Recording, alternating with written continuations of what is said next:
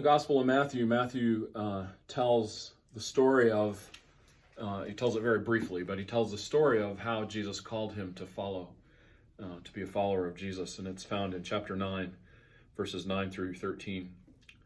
As Jesus continued on from there, he saw a man named Matthew sitting at a kiosk for collecting taxes. He said to him, "Follow me," and he got up and followed him. As Jesus sat down to eat in Matthew's house, many tax collectors and sinners joined Jesus and his disciples at the table. But when the Pharisees saw this, they said to his disciples, "Why does your teacher eat with tax collectors and sinners?" When Jesus heard it, he said, "Healthy people don't need a doctor, but sick people do. Go and learn what this means. I want mercy and not sacrifice. I didn't come to call righteous people, but sinners." It's it's the foundation of Matthew's story, right? That he didn't start in the right place. He didn't start as a righteous person. Jesus didn't find him in the temple praying or in synagogue school. He found him collecting taxes for the conquering Roman government, basically being a turncoat for his people, and that was challenged, right? It's not the only story of that challenge.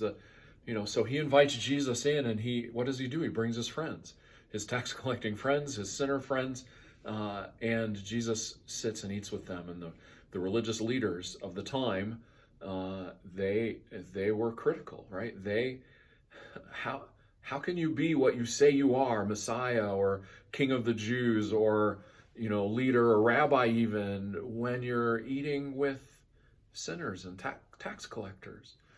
And so Jesus tosses a prophet's scripture at him. I desire mercy, not sacrifice, and says, I'm not here to call the healthy. I'm here for the sick. I'm here for those who need this mercy. It's interesting that Jesus not only enters into Matthew's life, but he calls him immediately to be one of his intimate followers. And it didn't matter where Matthew came from.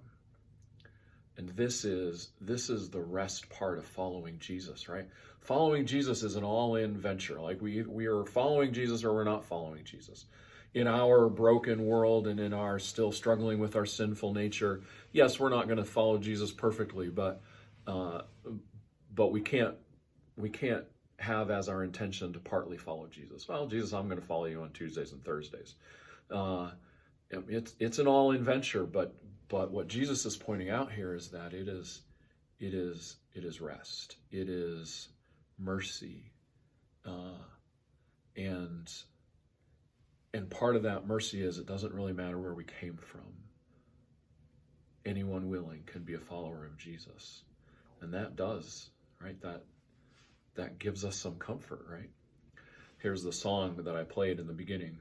I heard the voice of Jesus say, "Come unto me and rest. Lay down, O weary one, lay down your head upon my breast. I came to Jesus as I was, so weary, worn, and sad. I found in him a resting place, and he has made me glad. I heard the voice of Jesus say, Behold, I freely give the living water, thirsty one, stoop down and drink and live. I came to Jesus and I drank of that life-giving stream.